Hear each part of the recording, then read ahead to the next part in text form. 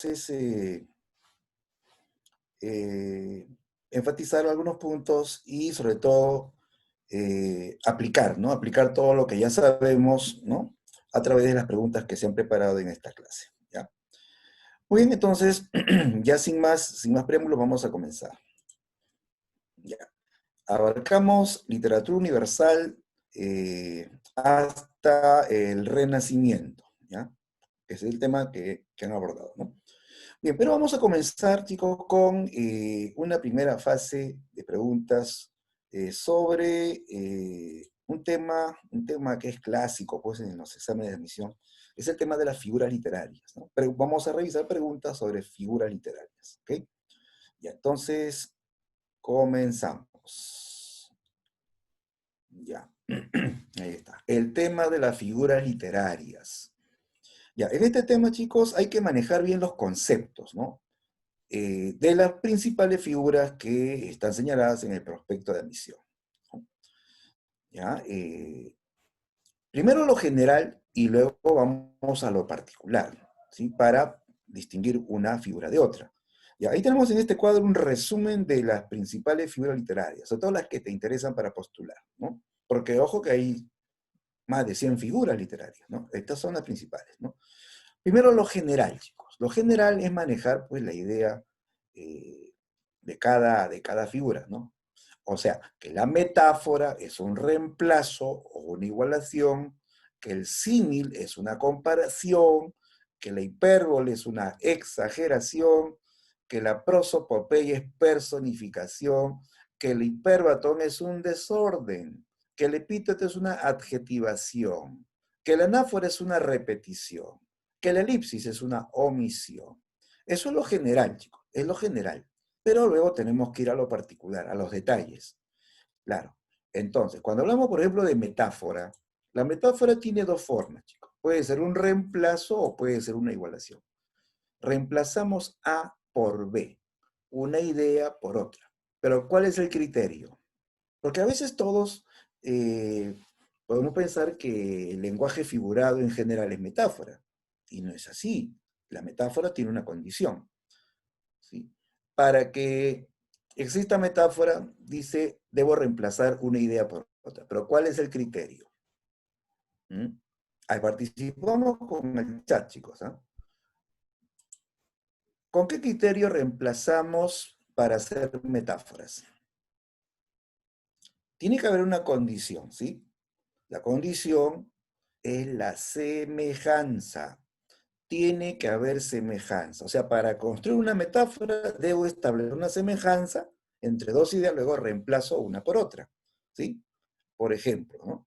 Si dice, yo, por ejemplo, veo al cielo, veo las nubes y de repente me parecen que las nubes son semejantes a, a copos de algodón, ¿no?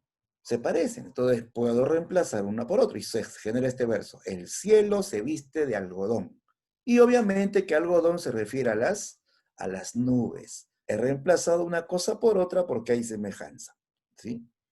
O cuando se dice, la noche prende sus claros diamantes. La noche prende sus diamantes. ¿A qué se refieren los diamantes? ¿Mm? Los diamantes nos hacen pensar en las estrellas, porque se parecen. ¿En qué se parecen los diamantes a las estrellas? Pues que simplemente ambas brillan. Esa es la semejanza. O sea, tiene que haber semejanza para poder reemplazar. ¿De acuerdo? Muy bien. Esa sería la primera forma.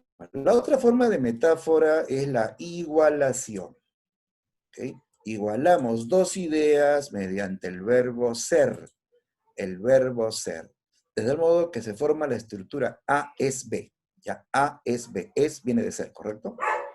Si se dice, por ejemplo, eh, tus labios son rubíes, ¿no? Son rubíes. Estamos igualando labios con rubíes, pero en sentido figurado, siempre en sentido figurado. Claro, porque se entiende que esos labios son rojos, porque los rubíes son piedras preciosas de color rojo, ¿no? Pero la idea es igualar mediante el verbo ser, ¿no? Igual, cuando se dice, la vida es sueño.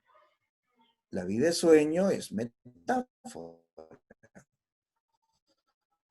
El autor iguala la vida con un simple sueño, ¿no? Porque es pasajero, porque transitorio, ¿no? Y para muchos puede vida con sueño. ¿Ya? Entonces la idea es o reemplazar o igualar, pero por semejanza, ¿ya? Por semejanza. El símil es una comparación, ya lo sabemos, pero para eso también hay que tener en cuenta que hay una serie de nexos, ¿no? ¿Qué palabras se usan para comparar? Lo más típico, ¿no? Lo que más se ve es el uso de la palabra como, ¿cierto? La palabra como. O sea, tenemos la estructura A como B, ¿sí? A como B. Es la típica forma del símil, ¿no? Como en el ejemplo, eres como la noche callada, dice, ¿no? Eres como la noche. El poeta compara a la mujer amada con una noche callada, una noche silenciosa, ¿no? El como indica comparación. Esto no es metáfora, parece metáfora. La metáfora es un reemplazo o una igualación. En este caso está comparando. Está comparando, por lo tanto, ya no es una metáfora, es un símil. Pero ¿qué pasa si le quito el como? A ver, borremos el como. Eres la noche callada. ¿Seguirá siendo símil? No. ¿En qué se convierte si le quito el como? Eres la noche. Tú eres la noche callada, dice, ¿no? ¿En qué se convierte, chicos? ¿Mm? O están muy silenciosos, pueden participar en el chat, pues, chicos. Escriban ahí nomás, con confianza. ¿Mm? Si le quito el cómo, esto deja de ser un símil y pasa a ser una metáfora de tipo A es B. Tú eres la noche. A es B. ¿Sí? Claro, entonces la diferencia entre el símil y la metáfora es que el símil debe tener un conector de comparación. Ya, pero no es el único conector. ¿Qué otras palabras permiten comparar, aparte del cómo? Podríamos pensar, a ver, Parece, por ahí estamos. Parece, muy bien, la palabra parece. O también puede ser la palabra cual, ¿no? El año o el anteaño pasado vino un símil con esa palabra. Decía, la magnolia florece cual copo de espuma sobre el lago sereno.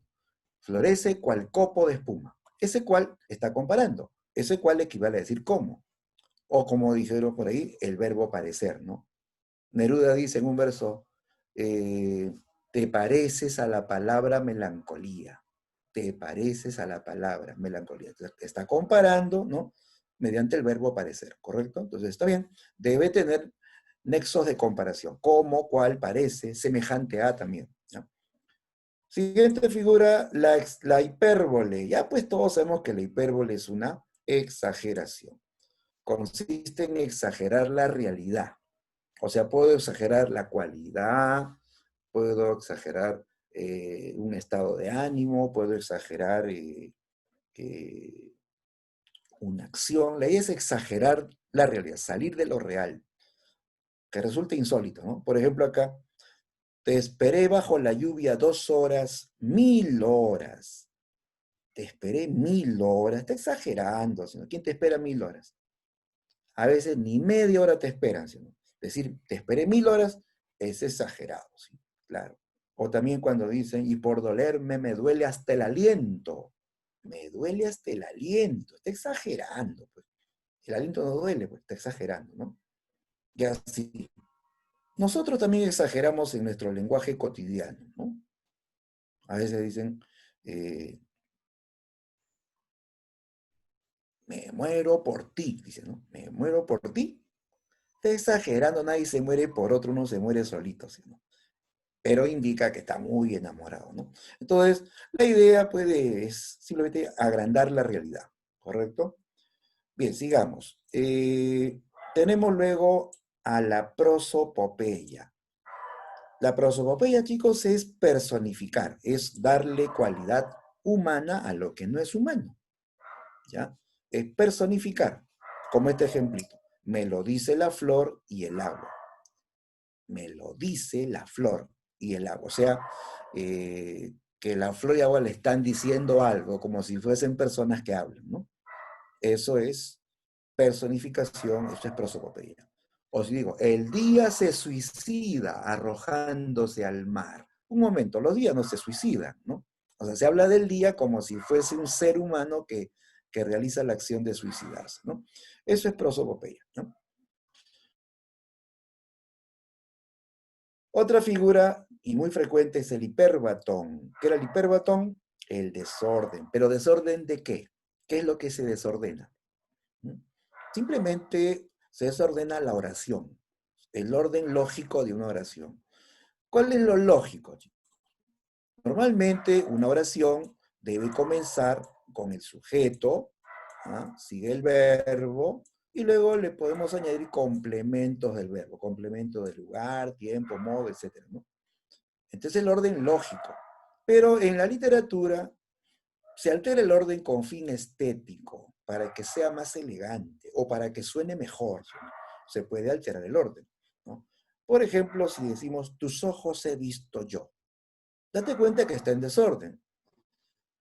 Lo lógico debe ser primero el sujeto, yo he visto, y al final tus ojos, ¿no? Dicho así, es muy común y corriente. Suena mejor decir, tus ojos he visto yo, ¿no? Ese es el hipérbato, ¿de acuerdo? Siguiente figura, el epíteto. El epíteto es una adjetivación. O sea, consiste en resaltar una cualidad, una característica, pero ojo, tiene que ser natural, tiene que ser propia. No es cualquier cualidad. Tiene que ser una cualidad natural, que suene redundante, porque todos lo conocemos, todos lo sabemos, ¿no? Por ejemplo, si se dice, iba sobre la fría nieve. La fría nieve. Todos sabemos que la nieve es fría. ¿O hay nieve caliente?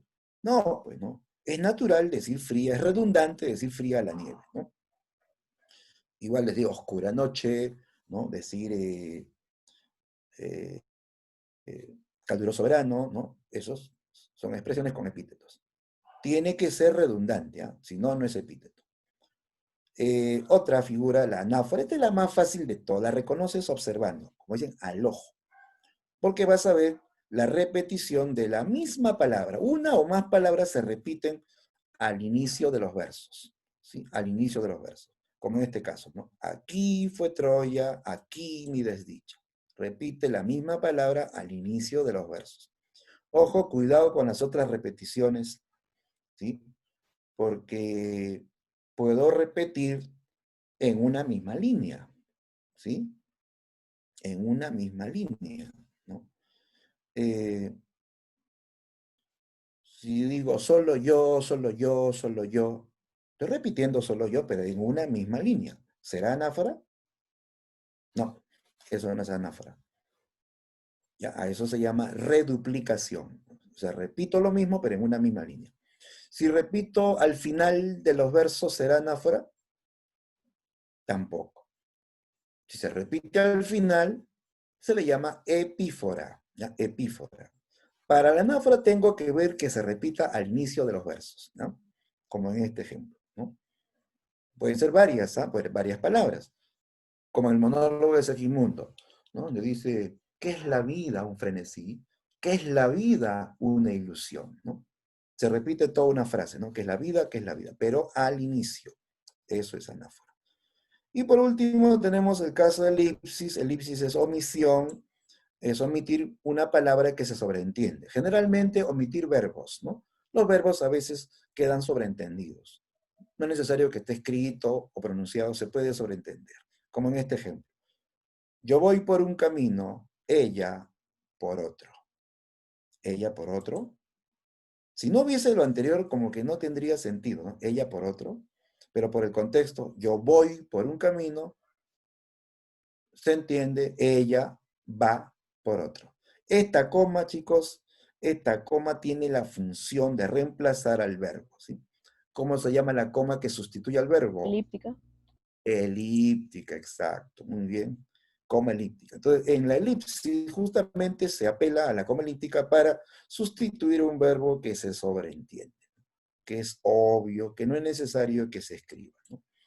Bien, chicos, esa es la teoría de las figuras, ¿no? Y vamos a tener que reconocer figuras en textos. Ahora sí, vamos a las preguntas. Tenemos ahí la primera pregunta. Identifique la alternativa que contiene un enunciado donde se emplee la figura hipérbole. ¿Qué era la hipérbole? Exageración. Ahora, busca la hipérbole.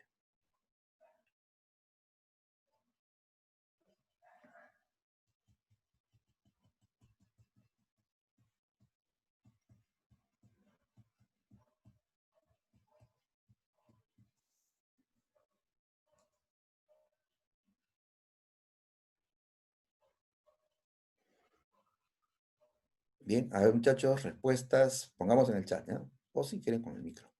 ¿Cuál es la clave correcta? La C. La C. A ver, veamos si es la C.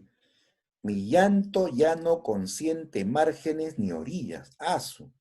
Un llanto que no tiene márgenes ni orillas. O sea, llora y llora sin límite. Llora hasta que salgan las lágrimas por debajo de la puerta, ¿no? Algo exagerado, obviamente, ¿no?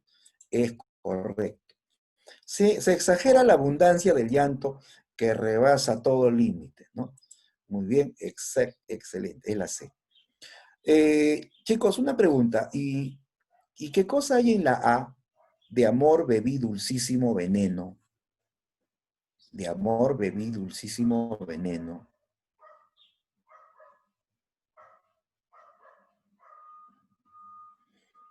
Nota cómo empieza, ¿no? De amor bebí. Normalmente así no comienzan las oraciones, lógico, Hiperbatón. ¿no? Claro, esto está en desorden. Se nota que está en desorden. Hipérbaton, exacto. Lo lógico sería bebí. Yo, sujeto tácito, yo bebí dulcísimo veneno de amor, ¿no? Yo bebí dulcísimo veneno de amor. Pero dicho así, es un hipérbato. Y te das cuenta que en la B hay una metáfora. El amor es un paraguas para dos. De la forma A es B, ¿no? En sentido figurado, esto es metáfora. En la C hipérbole, en la D también hay metáforas. ¿No? Nuestras vidas son los ríos. Está igualando vidas con ríos mediante el verbo son, ¿sí? Metáfora. Y en la E, fíjate, la verde hierba, el fresco viento. Epíteto. Todos sabemos que la hierba es Epíteto. verde, que el viento es fresco. Eso es epíteto, exacto. Muy bien, listo. Ya tenemos, chicos, la solución. Vamos a la segunda pregunta. Segunda pregunta. Dice, ¿qué figuras literarias se han empleado en estos versos del poeta José o Jorge Eduardo Eyelson? Dice, todo el mundo huye de mi corazón porque parece un cocodrilo. Todo el mundo dice que no soy hombre, sino un árbol derribado.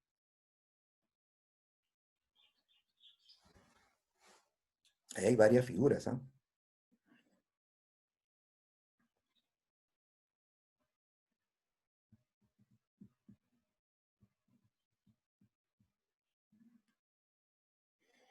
A ver, ¿cuál es tu clave?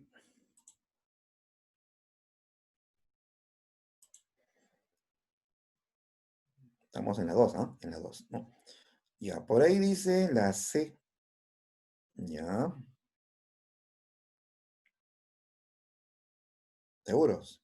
Respuesta final. Cristian dice que es la B. Ujú.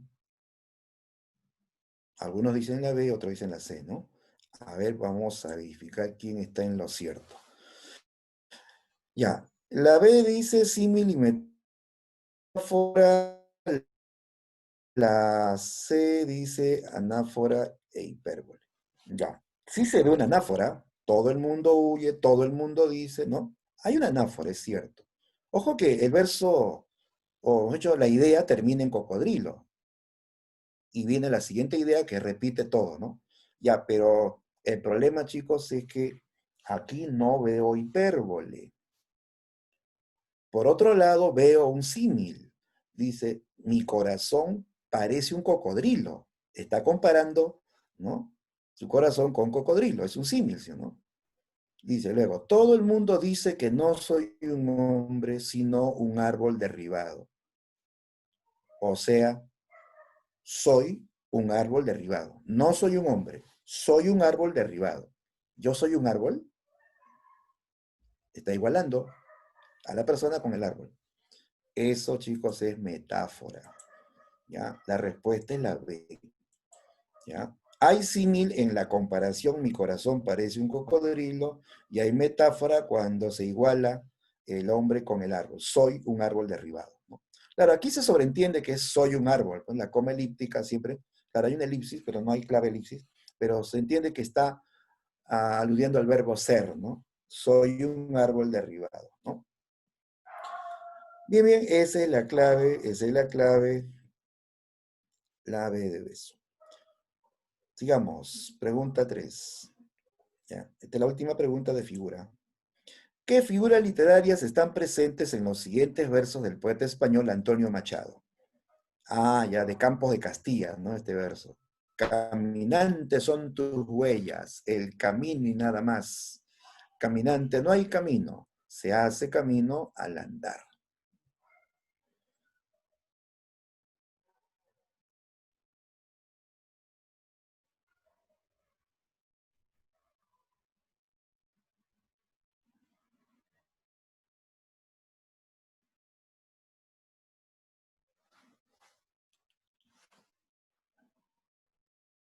Ya, a ver, vemos que ya hay respuestas. Para la pregunta 3, La B. la B, metáfora e hipérbole. ¿Seguros? B.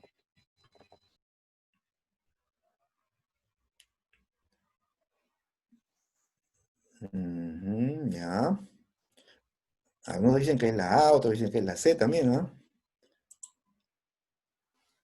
Ya, a ver, vamos a analizar, chicos, ¿ah?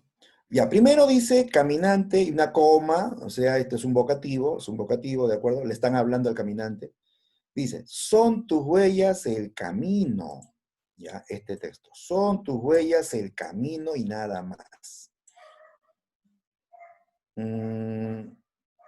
Ya tú sabes que cuando haces oraciones, el vocativo no es parte de la oración, ¿sí o no? No es parte, la oración comienza después de la coma, porque esto solamente es una llamada para que el oyente escuche y luego se le dice la oración, ¿no? O sea, la oración es, son tus huellas el camino y nada más. Son tus huellas el camino y nada más. Eso está en desorden, chicos. Lo lógico es, tus huellas son el camino, ¿sí o no? Tus huellas son el camino. Ese es el orden lógico. Pero decir, son tus huellas el camino, está en desorden. ¿Y eso qué es, chicos? Si hay desorden, eso es un hiperbatón. Hiperbatón. Ahora, ¿qué más? Dice también, en esa misma idea dice, tus huellas son el camino. Tus huellas son el camino. O sea, estamos frente al caso A es B, ¿no? A es B, ¿sí? Y eso es una metáfora. Cuando se iguala con el verbo ser, puede ser es, puede ser son, puede ser cualquier forma del verbo ser, ¿ya? Eso es metáfora. Profe, ¿por qué no puede ser anáfora? Anáfora sí hay, ¿ya? Acá veo una anáfora, caminante, caminante, pero no hay epíteto. ¿O ves por ahí una cualidad redundante? No, no hay epíteto. Descartamos la A. Ya, otros dijeron la B, ¿no? Metáfora, hipérbole. Sí, metáfora hay, claro, pero hipérbole, exageración, mm, algo que se agranda, no se ve hipérbole, pero sí hay una metáfora y hay un hipérbaton, ¿ya?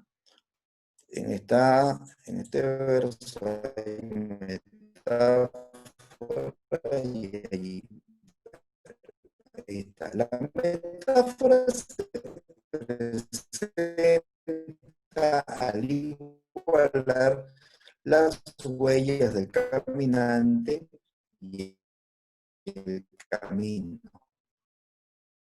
¿ya? Con el verbo son. es una metáfora. Mientras que hiperbatón, porque hay una alteración del orden. Se evidencia en los versos, son tus huellas el camino. En vez del orden lógico, tus huellas, ¿sí? Sale el orden, ¿sí? Entonces, hiperbatón. Bien, esto, chicos, se tiene que practicar, ¿no? O sea, primero maneja bien el concepto general y particular y luego tienes que practicar, ¿no? ¿Sí? Y bueno, pues,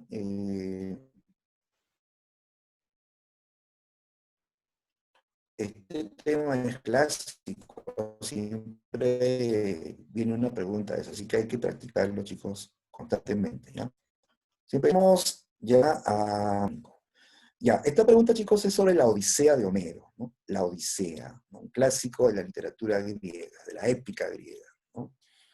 ¿Cuál es el tema de la Odisea, chicos? Uno tiene que manejar la idea central para poder recordar, pues, ¿no? Todo lo demás, ¿no?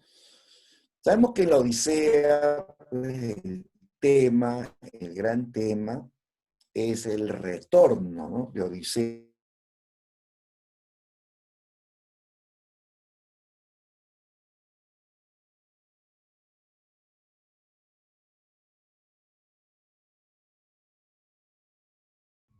Profesor está silenciado. No hay profe. Su micrófono está apagado. Ya.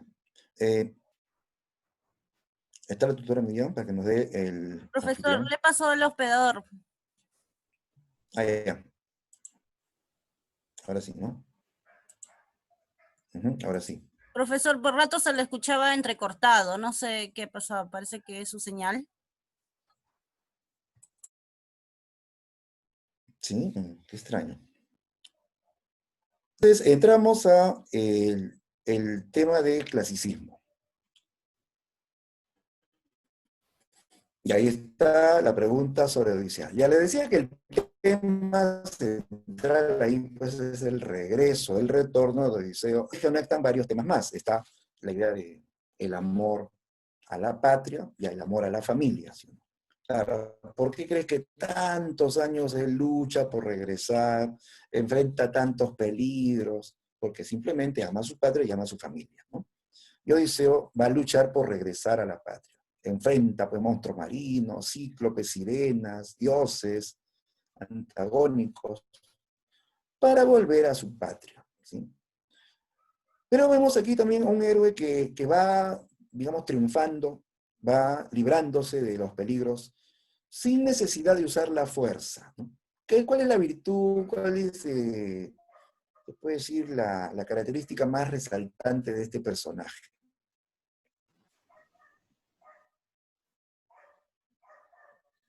¿Qué usa él para ganar?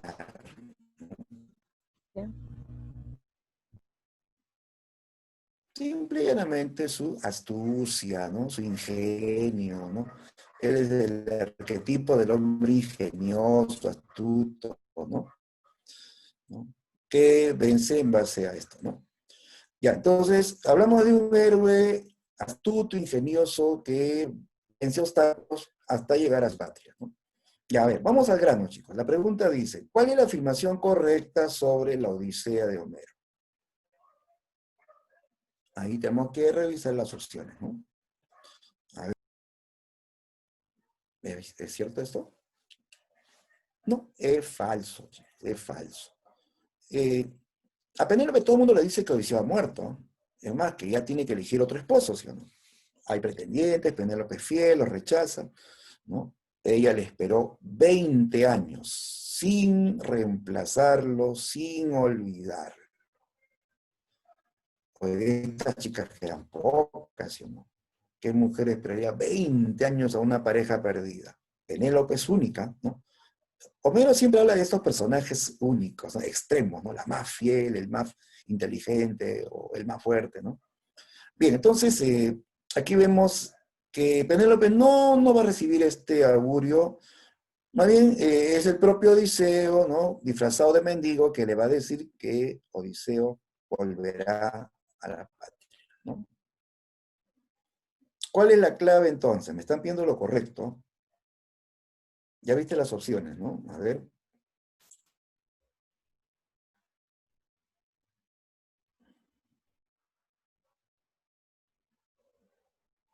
la B.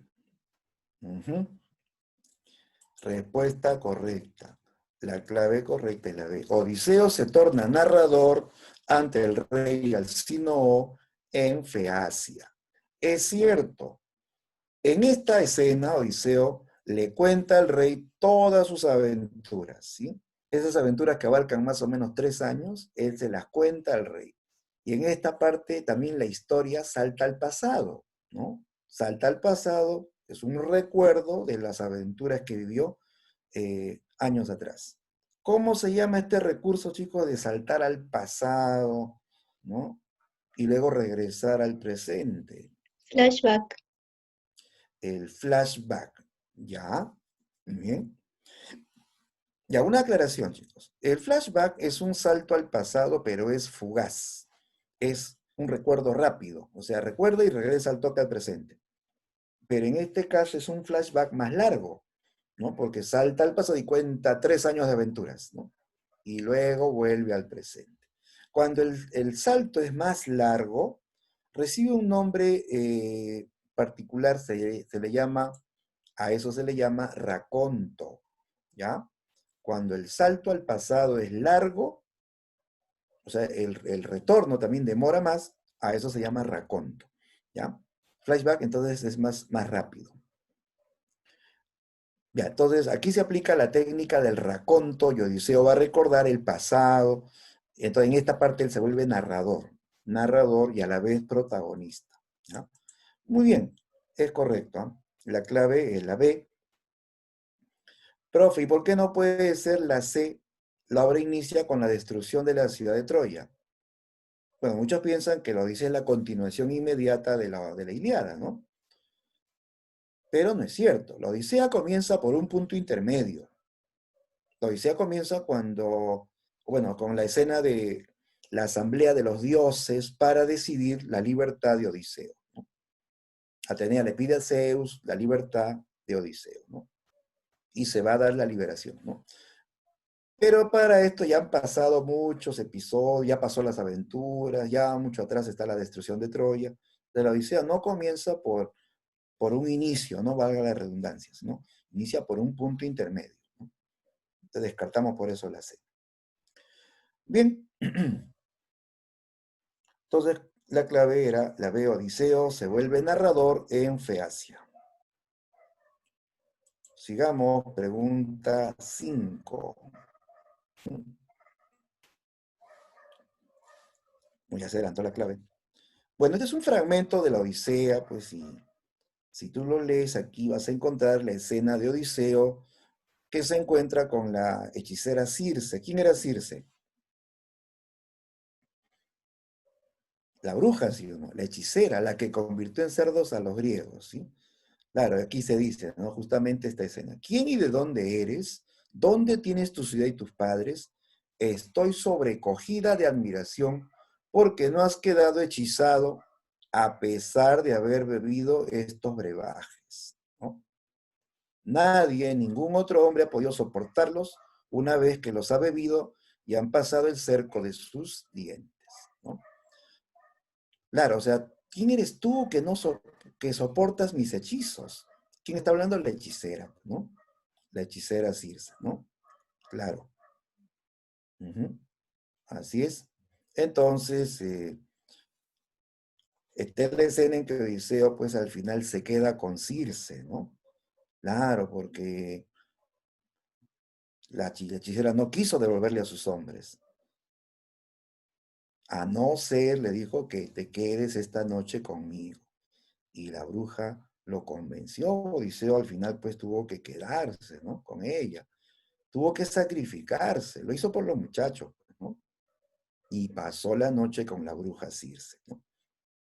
¿Y tú sabías que de esa aventura nació un hijo? Sí, Odiseo tuvo un hijo con la bruja. Hay un libro que se llama La Telegonía. Telegonía, que habla de el hijo que tuvo Odiseo con Circe y que casualmente se llama Telégono. Telégono, no teléfono, Telégono, ¿ya? El hijo de la bruja Circe y Odiseo.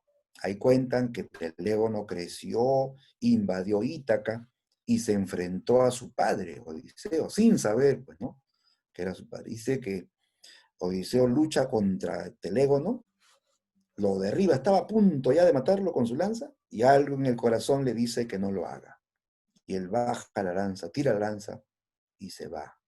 Pero Telégono, a traición, agarró la lanza y se lo arrojó y lo atravesó a Odiseo con la lanza. Y así murió Odiseo, ¿no? Pero esa es otra historia, no es la Odisea. Esto se llama la telegonía. Ya, pero entonces esta es la escena en que Odiseo se encuentra con Circe, la hechicera, ¿no?, que había convertido en cerdos a los griegos, ¿no? Por eso que la Disculpe, clave es la... profe, Sí, ¿puede pregunta. repetir cómo se llamaba? ¿Quién? La obra que ¿El está libro? comentando. Ah, se llama telegonía. Ya, Así, lo voy a gracias. escribir. Así, telegonía. Es que mira, sobre los hechos de la guerra de Troya y los héroes, hay una infinidad de libros. Hay un ciclo épico que habla de los héroes de la guerra de Troya, ¿no? Muy bien, esa es la clave, la D de dedo. Sigamos, ¿ah? Vamos a la pregunta 6 porque tenemos bastantes preguntas que resolver.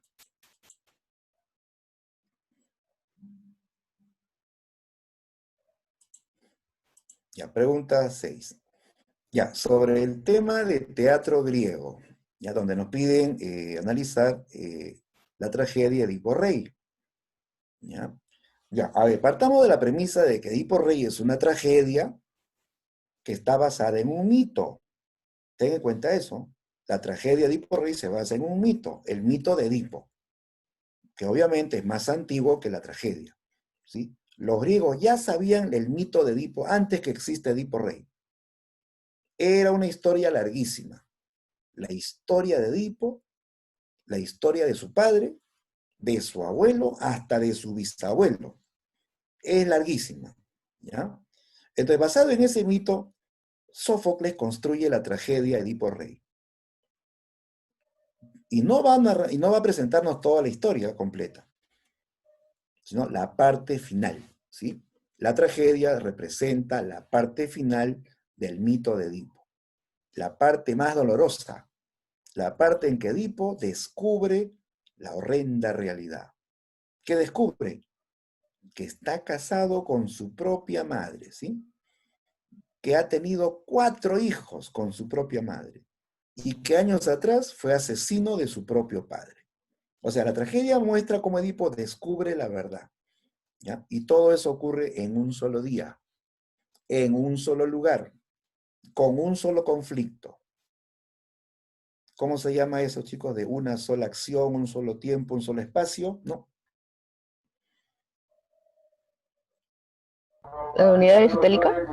Las unidades aristotélicas, exacto. Muy bien, excelente. Unidades aristotélicas o también simplemente unidades dramáticas. Unidad, ¿no? Unidad de acción, unidad de tiempo, unidad de espacio, ¿no? Y entonces Edipo Rey no es toda la historia de Edipo, ¿ah? Solamente el final, la parte final, ¿no?, del mito. Desde que Edipo, ¿no?, es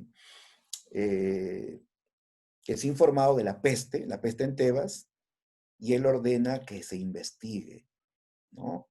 Que pregunten primero al oráculo cuál es la causa y cuál es la solución para la peste, ¿no? El oráculo dice que la peste es un castigo para toda la ciudad porque en esa ciudad hay un asesino, el asesino del rey anterior, del rey Layo, ¿no? Que ojo, que por cierto, Layo no es personaje de esta historia. ¿Por qué Layo no es personaje de Edipo Rey?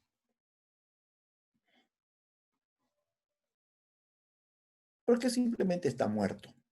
En la tragedia, en las obras de teatro, para que alguien sea personaje, tiene que estar actuando, tiene que estar moviéndose en el escenario. En cambio, las narraciones, ahí sí basta que lo mencionen y es personaje. Aquí no, esto es teatro, chicos. Tiene que actuar. Si no actúa, no es personaje, ¿ya? Entonces, Edipo ordena que busquen al asesino de Layo, maldice al asesino, el infeliz no sabe que el asesino es el mismo, ¿no? Y él se maldice a sí mismo. Entonces, Edipo Rey nos presenta ese asunto de la parte final del mito. Ya, me están pidiendo en esta pregunta verificar lo correcto sobre el argumento de Edipo Rey. A ver.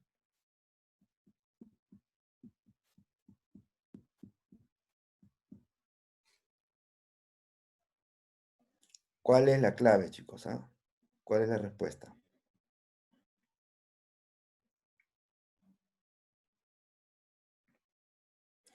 En Edipo Rey aparece la esfinge, como en esta imagen, la esfinge, que es mezcla de león, dragón, águila, serpiente y mujer, ¿no?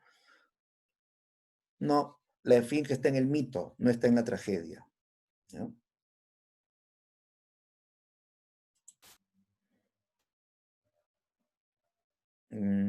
¿Cuál es lo correcto? A ver, dice la B. Al final Creonte ordena el destierro de los hijos de Edipo, ¿no? El que se va al destierro es Edipo. Luego que se arranca los ojos, él ordena su propio destierro. Los hijos se quedan al cuidado de Creonte, ¿no? Los 4 hijos, los Edipo Boys, se quedan con Creonte. ¿Será la C? ¿Sí o no?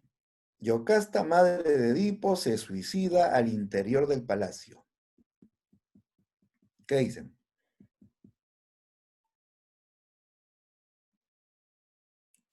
Claro, eso es correcto.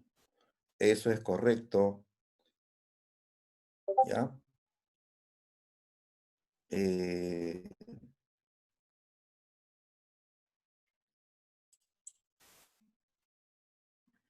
es correcto. Claro. Porque hay una característica de la tragedia griega que se cumple aquí. En las tragedias griegas, las escenas violentas nunca se representan ante el público. Ocurren, pero no se representan ante el público. Ocurren fuera de la escena.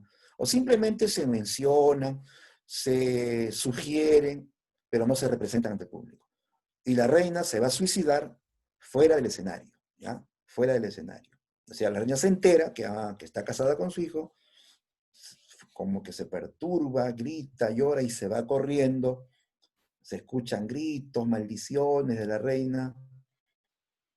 Y después viene un sirviente y avisa a todo el público que la reina se ha ahorcado con un lazo trenzado. Y el público no ve, pero simplemente lo imagina, ¿no? Lo imagina, ¿no? La reina se suicida al interior del palacio. Y aquí la sustentación. En Edipo Rey de Sófocles, las escenas violentas son implícitas, o sea, no se ven, se sobreentienden, ¿no? La reina Yocasta se suicida en el palacio y fuera del escenario al enterarse de toda la verdad, la trágica verdad. Muy bien, la clave entonces era la C. Profesor, ¿Sí? la clave A también es correcta. ¿Cuál? La clave A. Edipo asesina a la esfinge y se convierte en rey de Tebas. Porque eso sí pasa. Ah, ya, ¿por qué no es la A? Ya, mira. Claro, esto de aquí Pasa en el mito. ocurre en el mito. Aquí la pregunta es sobre la tragedia de Edipo Rey. La tragedia representa la parte final del mito, no todo el mito. ¿Ya? Es más, Edipo no asesina a la esfinge, ¿eh? En el mito no asesina, simplemente resuelve los enigmas. ¿Y qué hace la esfinge? La esfinge se arroja a un abismo, o sea, como que se autodestruye, ¿no? La esfinge se arroja a un abismo luego de que Edipo ha descubierto o ha descifrado los enigmas, ¿no? Pero esta escena, aún así, está en el mito, no está en la tragedia de Edipo Rey, ¿ya? Por eso digo, hay que diferenciar. La tragedia presenta solo la parte final del mito, el día en que Edipo descubrió la verdad, ¿ya? Sigamos, pregunta 7. Ah, no. Bueno, esto, chicos, es como para enfatizar algunos puntos sobre el tema de tragedia. ¿Ya? Hay unos puntos que hay que reforzar, enfatizar. Ya, primero que la tragedia griega tiene un origen religioso, ¿sí? Religioso. ¿Por qué? Porque tiene que ver con el culto a Dionisio. ¿Quién era Dionisio? El dios del vino, de la fertilidad, del éxtasis, del desenfreno de los griegos, ¿no? Entonces, en honor a Dionisio, los griegos hacen toda una celebración, le cantan himnos, danzan y cantan, sobre todo cantan el canto coral, incluso con gritos, luego va a evolucionar hasta convertirse en tragedia. ¿Ya? Ahora, hay un punto clave ahí, chicos. ¿En qué momento el culto se convierte en tragedia? En ese culto hay un coro, ¿sí? Un coro que canta a Dionisio. Ese coro tiene su director, el que mejor canta, el corifeo, ¿de acuerdo? Ya, entonces va a haber un momento en que el corifeo plantea el diálogo con el coro, y ahí, en ese instante, ya deja de ser un culto y se convierte en una representación teatral, ¿ya? Cuando se inicia el diálogo entre el corifeo y el resto del coro. Ahí comienza la historia del teatro, ¿no? Bien, entonces, hablando de coro, a propósito, el coro está integrado por coreutas, ¿sí? Coreutas, es cada integrante del coro. Y está dirigido por el corifeo, que es un solista que responde al coro, ¿no? Dirige también al coro. ¿Y qué hay del corega? ¿Qué era el corega? El que Falta ahí un financia. elemento, ¿no? El corega. Con el que financia, el que corre con todos los gastos, ¿no? De la representación. Muy bien.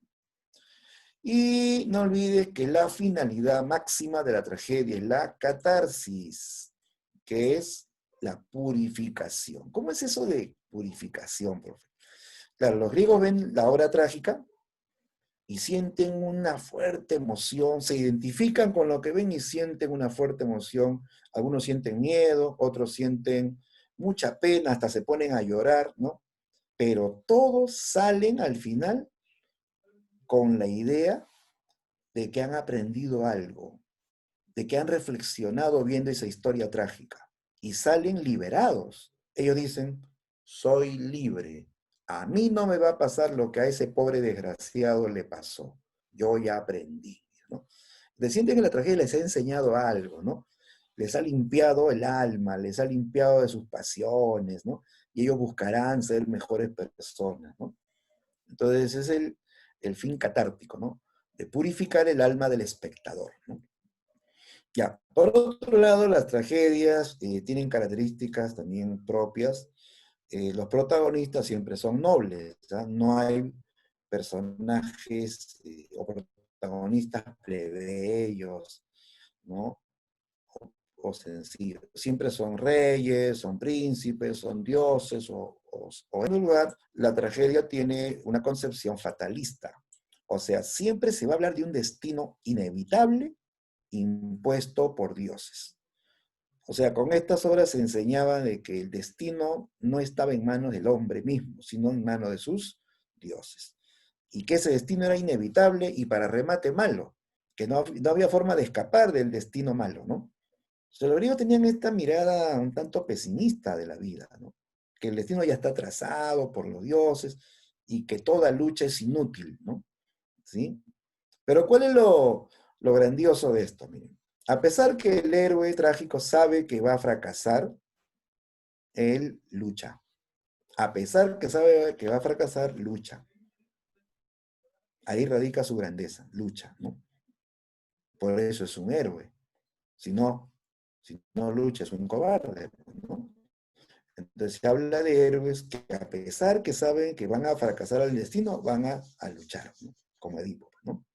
Y lo que vimos hace un rato, que las escenas violentas, escenas sangrientas o de muerte, no se representan ante el público, solamente se sugieren, ¿ya?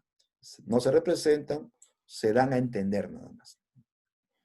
Bien, y aquí tenemos un esquema básico de Edipo Rey, ¿no? Donde hay que resaltar el origen mítico, ¿ya? Se basa en un mito, emplea las unidades dramáticas, o sea, todo ocurre en un solo lugar, en un solo día y con un solo conflicto. El único escenario es el Palacio de Tebas, ¿sí? El tema, la limitación humana en controlar su destino, que es lo que llamaremos fatalidad, ¿no? El hombre no puede controlar ni escapar de su destino, ¿no? ¿Qué más? Los hechos ocurren solamente en un día, unidad de tiempo, ¿eh? En un solo día. ¿Cuál es la acción central de esta tragedia? Edipo busca al asesino de Layo ¿ya? Y en esa búsqueda él descubre toda la verdad. O sea, esa es la idea de Edipo Rey. La historia de un rey que manda a buscar a un asesino sin saber que él es el asesino que anda buscando. Descubre la verdad y se autocastiga. Tanto él como la reina se autocastigan, ¿no? Edipo se autodestierra finalmente para salvar a su pueblo, ¿no? Se autocastiga para que su pueblo se libere de la peste. O sea, Edipo termina siendo el héroe de esta historia. Él se sacrifica para que su pueblo se libere de la peste. Por eso se dice que Edipo es una mezcla de inocente y culpable a la vez, es un chivo expiatorio, porque él carga con la culpa de los demás, él se sacrifica para que los demás se salven, ¿no? De ahí el rol de chivo expiatorio, ¿no? Bien, son ideas que no hay que olvidar, chicos, sobre Edipo Rey. Bien, vamos a continuar. A ver, no sé si sobre este punto hay alguna duda, alguna consulta, ¿no? Cualquier consulta que tengan, chicos, háganos llegar para hacer las aclaraciones, ¿no?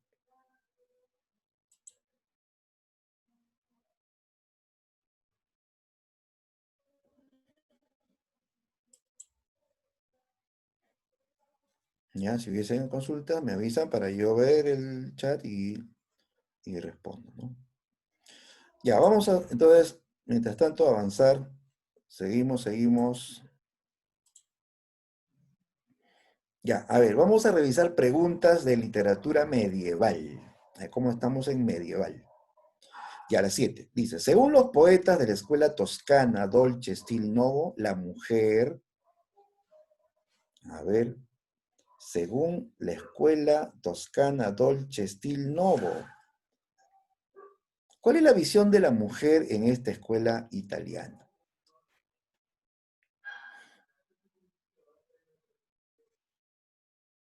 Ya, seguramente me dijiste la D. A ver. Ah, muy bien, exacto, coincidieron con la respuesta.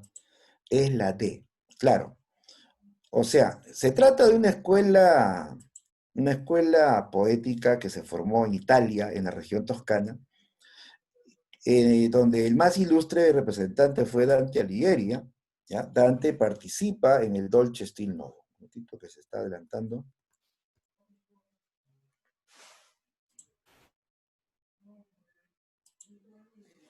¿Mm?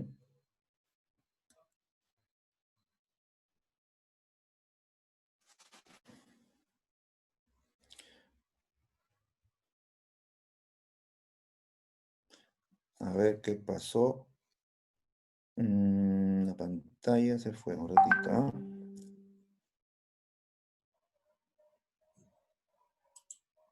Ahí, ahora sí. Ya, a ver, chicos, estábamos explicando la pregunta 7. Ya, sobre el Dolce Stil Novo. ¿Qué es esto del Dolce Stil Novo? Es una escuela poética italiana donde participan Dante Alighieri y otros poetas de Italia, donde van a hablar pues, del tema del amor, pero con un ingrediente religioso. O sea, van a aplicar el teocentrismo propio de la Edad Media en el tema del amor, ¿ya?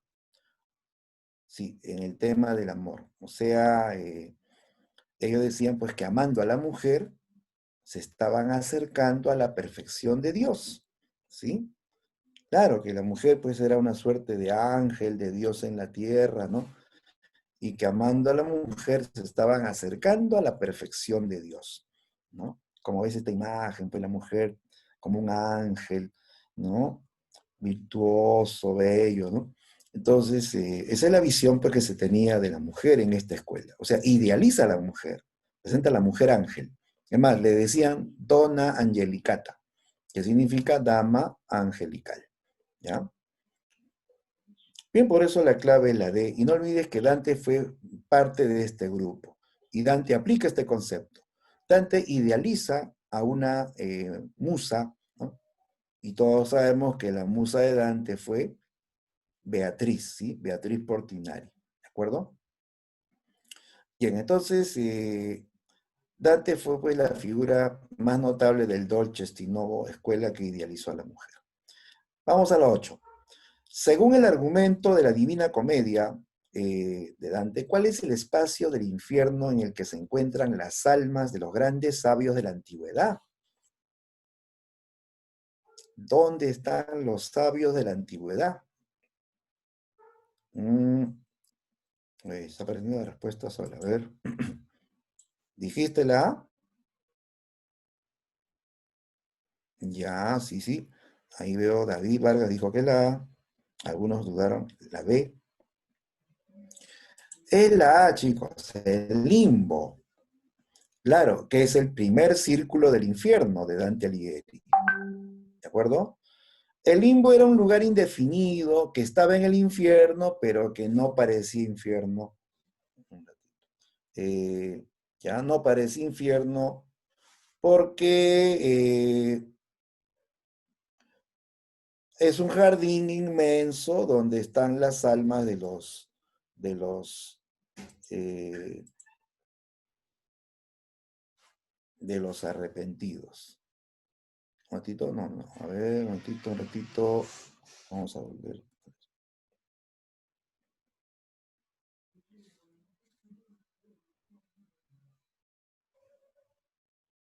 Un segundo, ¿ya?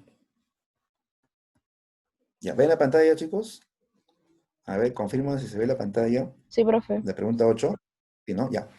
Ya, entonces te decía que el limbo es el lugar indefinido que está en el infierno, pero es un inmenso jardín donde vagan las almas de todos aquellos que no fueron bautizados, ¿no? Ahí habían niños inocentes que murieron sin bautismo, pero sobre todo estaban las almas de los sabios, los virtuosos de la antigüedad, los filósofos, los poetas, los héroes, ¿no? Que vivieron antes de Cristo. Y que tenían como única pues, pena que suspirar, ¿no? Por un paraíso que nunca podrían ver, ¿ya? Entonces ahí Dante se encuentra pues con Homero, con Horacio, con Aristóteles, con Platón, ¿no? Con héroes también como Héctor, ¿no? Todos los sabios de la antigüedad, ¿ya? Entonces la clave era la A, el limbo. Al purgatorio no. ¿Quiénes iban al purgatorio, chicos? Al purgatorio iban las almas de los arrepentidos, los pecadores que se arrepintieron antes de morir, ¿no? Esa es la diferencia.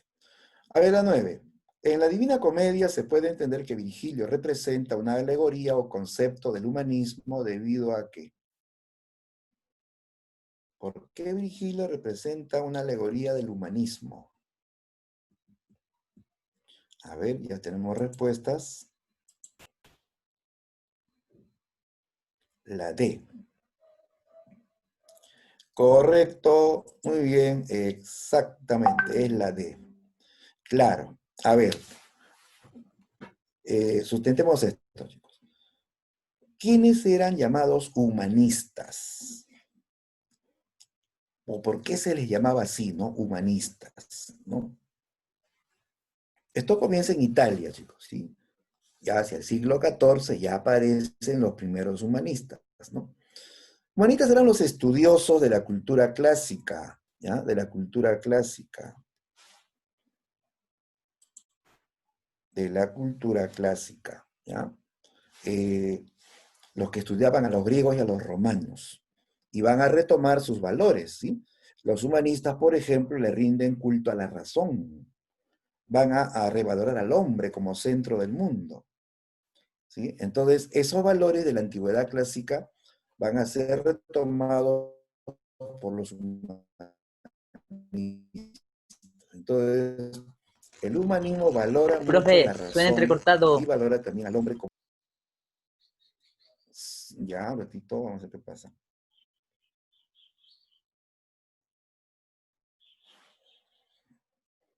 A ver, hola, hola, ¿me escuchan bien? ¿Aló? ¿Me escuchan, me escuchan? Sí, profe. Ahora sí. Ya, muy bien, sigamos. Ya, entonces, como los humanistas son aquellos que estudiaron a los clásicos, ellos rescataron esos valores de la antigüedad, la razón y el antropocentrismo, ¿sí? Entonces, esto se aplica aquí. En esta historia, Virgilio es un hombre de la antigüedad, símbolo de la razón y la sabiduría, ¿no? La sabiduría antigua. En esta hora tú sabes que Virgilio acompaña a Dante y le hace reflexionar, le muestra sus propios errores en el infierno para que Dante reflexione, ¿no? Entonces, Virgilio es el símbolo de la razón, y ahí se ve justamente el enlace con el humanismo, ¿no? El humanismo valora la razón, por eso que Virgilio, que es la razón, es una alegoría de ese humanismo que ya comenzaba, ¿no? En este tiempo. Dante, Petrarca y Boccaccio fueron pues, autores llamados humanistas, ¿no? Porque estudiaron a los clásicos, ¿no? Y valoraron la razón. Bien, entonces era la D exactamente como dijeron en el chat, ¿no? Bien, revisemos ahora la pregunta 10. Ya entramos al terreno del Renacimiento, ¿no? El Renacimiento, ya estamos en la Edad Moderna. La primera corriente literaria de la Edad Moderna fue el Renacimiento, ¿sí? Donde hay toda una revolución cultural, pues, ¿no? Se rompe con los dogmas medievales, se cuestiona el feudalismo, se critica también la corrupción del clero, ¿no? Entonces, es una época de muchos cambios, donde ahora el gran tema va a ser el hombre, nuevamente el hombre, ¿no? Y sus pasiones, sus anhelos, ¿no? Bien, la figura clave en este periodo, chicos, fue Shakespeare, ¿no? William Shakespeare, ¿sí? William Shakespeare de Inglaterra, ¿no? Que va a comenzar su carrera literaria en el periodo del Renacimiento. Pero ojo, él no solo fue renacentista. ¿Qué otro estilo cultivó Shakespeare? ¿Qué sigue después del Renacimiento? ¿Mm? Luego del Renacimiento, literariamente, sigue el Barroco, exacto, muy bien, el Barroco. Shakespeare fue renacentista y también fue barroco, ¿sí? ¿Y a qué estilo corresponde la mayoría de sus obras? La mayor parte de su producción, ¿no? Se dice, fue claro, del barroco, el barroco, ¿ya? O sea, hablan pues de su obra teatral más conocida, ¿no? Lo que es Hamlet, Otelo, Macbeth, ¿no? El Rey Lear, etcétera, son textos barrocos, ¿no? De su primera etapa destacan obras como Romeo y Julieta, ¿no? Su poesía amorosa, corresponden al Renacimiento, a la etapa renacentista. Aunque no se puede decir que es puramente renacentista, porque en Romeo y Julieta hay pasajes también así muy refinados, muy ornamentales, con rasgos barrocos, ¿no? Pero más pesado renacentista, ¿no? Ya, a ver, la pregunta dice, sobre Shakespeare, destacó en el género dramático, dentro del cual figura, también destacó en el género con su obra. Ya, completemos según el contexto, ¿eh? Primero en el género dramático. Bueno, aquí todas las opciones pertenecen al género dramático. Bueno, menos la E, ¿no? Menos la E. También destacó en el género. ¿Qué otro género cultivó Shakespeare aparte del dramático? Lírico. Lírico, claro, fue poeta, ¿no? Él comenzó como poeta, ¿ya? Y entonces, a ver, ¿cuál es la clave finalmente?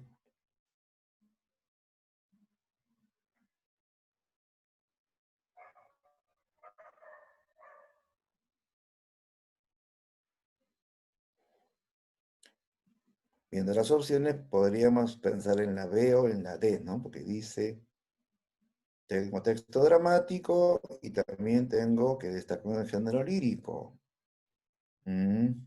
Ya, pero define la parte final, ¿ah?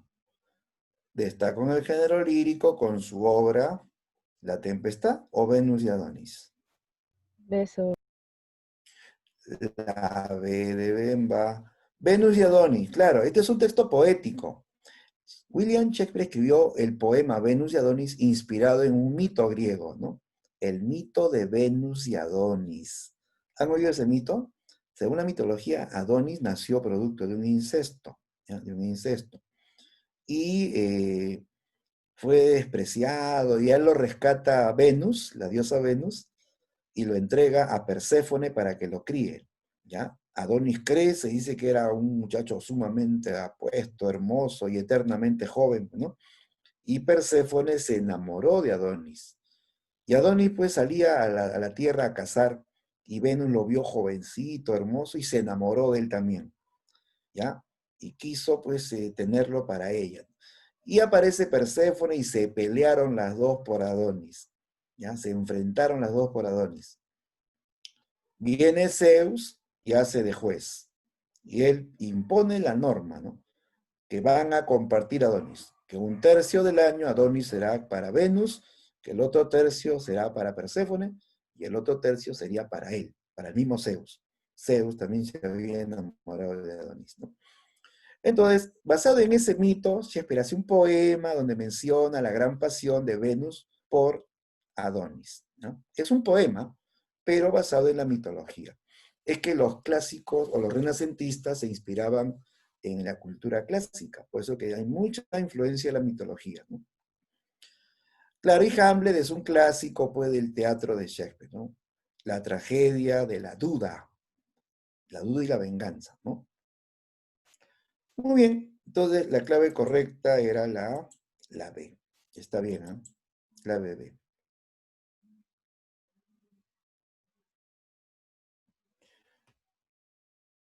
Bien, sigamos.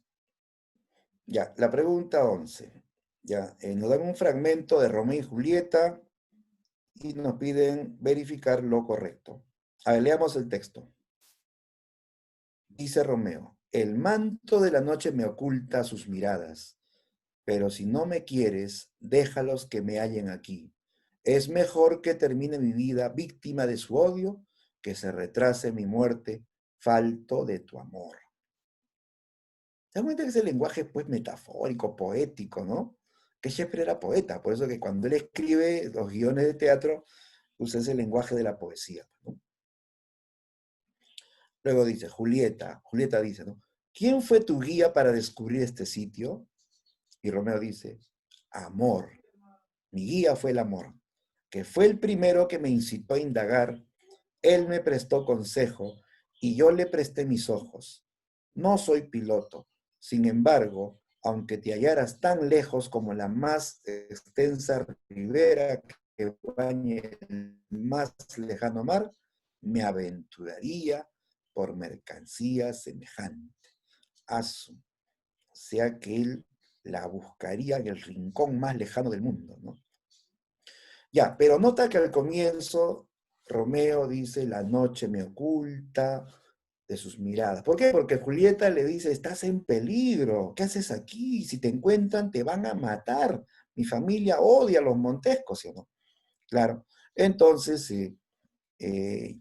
Romeo dice por eso, es preferible que acaben con mi vida si es que tú no me correspondes. ¿Para qué retrasar mi muerte sin tu amor? De una vez que me maten, digo, ¿no? O sea, Romeo lo que está diciendo es pues que él no puede vivir sin ella y que si no va a tener su amor, entonces que lo maten de una vez. O sea, que su vida depende de si ella lo ama o no lo ama, ¿no? Por eso que si vamos a las opciones, vamos descartando. ¿Está dispuesto a morir por la rivalidad entre las familias? No, no es por eso. Él está dispuesto a morir por el amor de Julieta, no por la rivalidad. ¿Tiene concesión religiosa del sentir amoroso? No, pues no. No hay una concesión religiosa, ¿no? Él quiere cumplir sus deseos de amor, ¿no? ¿Renuncia a la vida por la inconstancia de carácter de Julieta? En esta parte no se ve, pues, que desea a Julieta una inconstante en sus sentimientos, ¿no? Asocia la existencia humana al cumplimiento de los deseos amorosos. Eso sí se ve, ¿no? Romeo expresa que no desea vivir sin el amor de Julieta y hasta está dispuesto a morir, ¿no? Con el afán de cumplir sus deseos amorosos. Por eso era la D, ¿no? Letra D.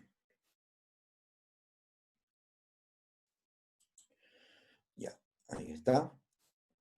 Ya. La 12, pregunta 12.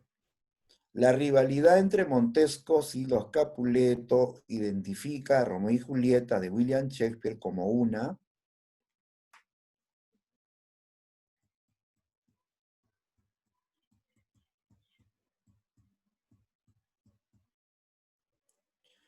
La rivalidad entre Montescos y Capuletos identifica a Romeo y Julieta de Shakespeare como una.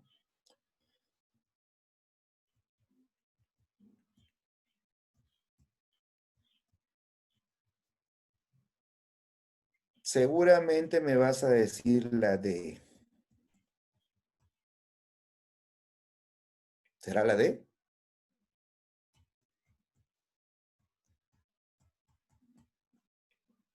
Ay, ¿qué dices? Casa. Casa, ya.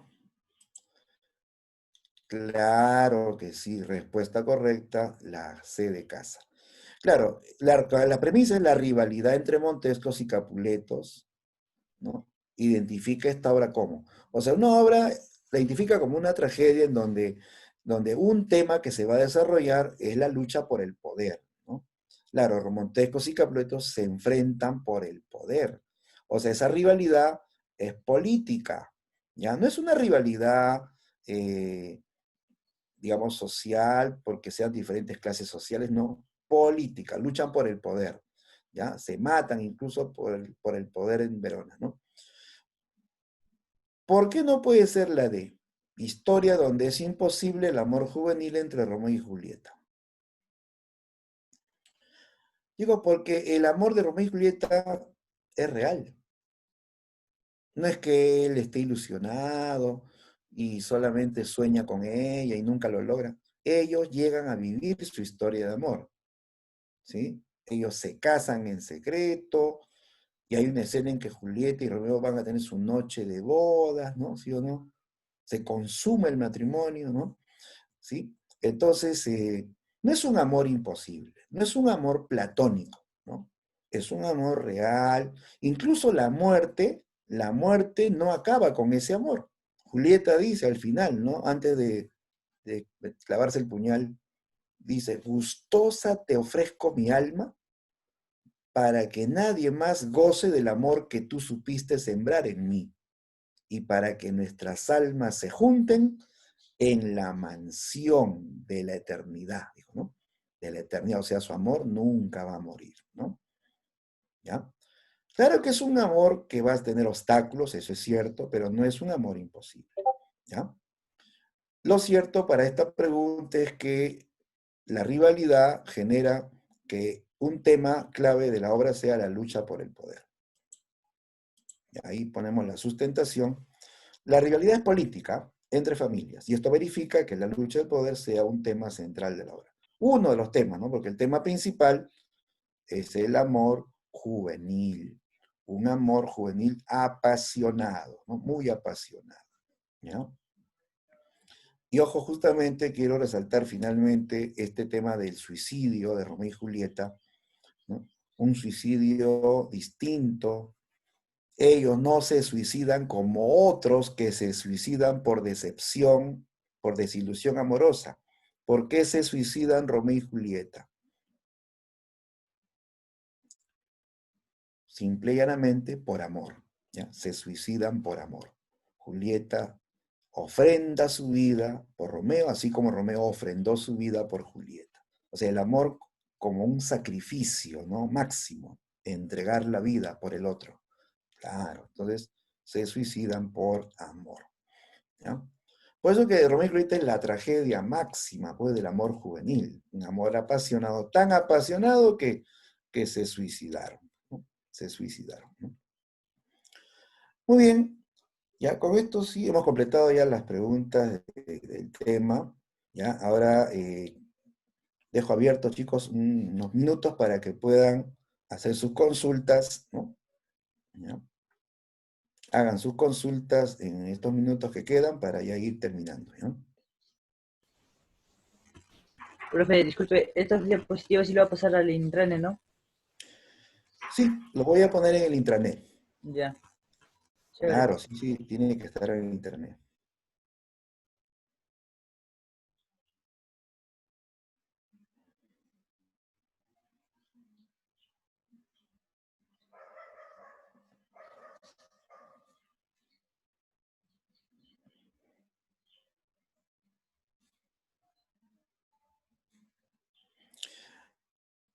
Miren chicos, sobre este tema final que estamos tratando, el teatro de Shakespeare, siempre pues ya se ha desarrollado el caso de Romeo y Julieta, ¿no? Que es la obra emblemática pues, del Renacimiento de William Shakespeare, ¿no? Pero hay que manejar también, chicos, la otra parte. A Shakespeare siempre lo van a resaltar como un barroco. Y la obra más representativa de su teatro barroco no es Romeo y Julieta, sino Hamlet, ¿ya? Hamlet.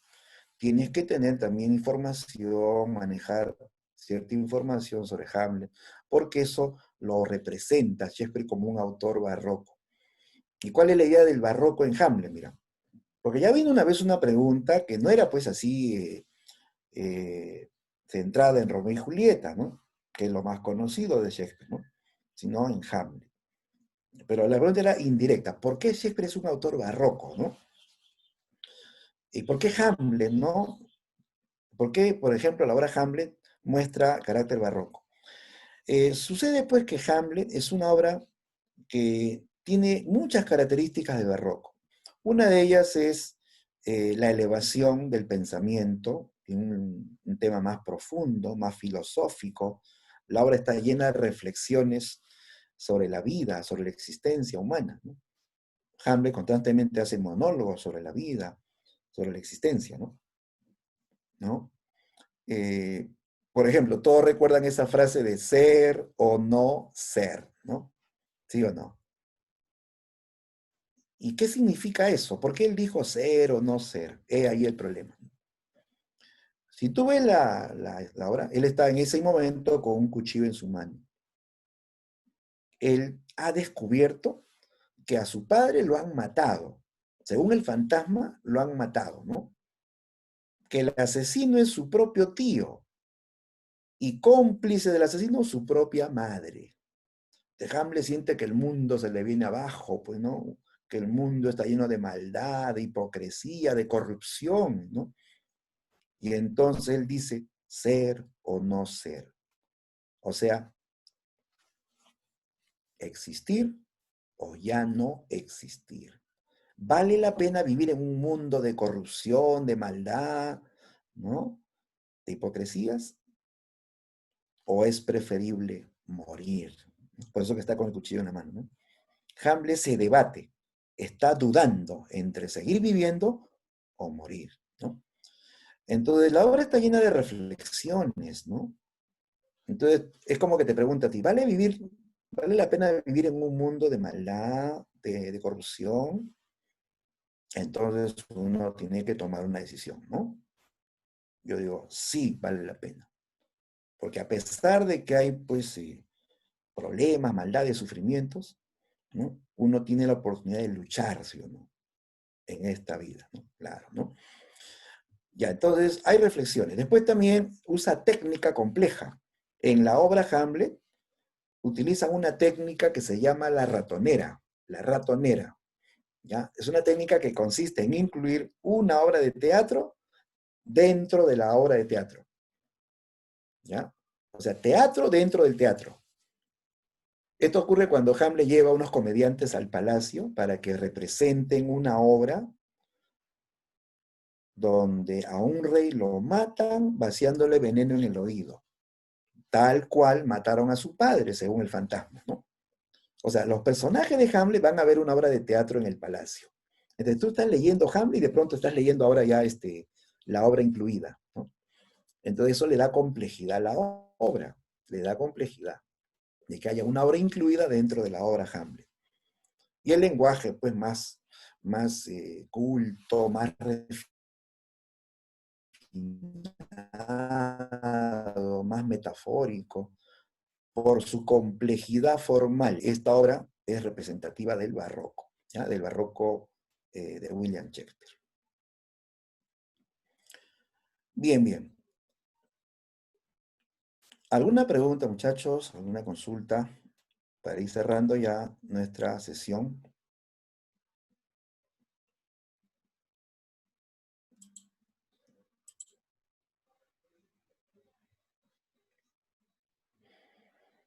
Creo que la próxima semana ya ingresan al tema del romanticismo, ¿no? Ya, entonces ahí chicos vengan leyendo. Siempre les aconsejo que vengan leyendo antes de escuchar sus clases para que puedan, ¿no?, asimilar mejor los mensajes y puedan también consultar. ¿Ya? Bien amigos, entonces estaríamos ya culminando nuestra sesión.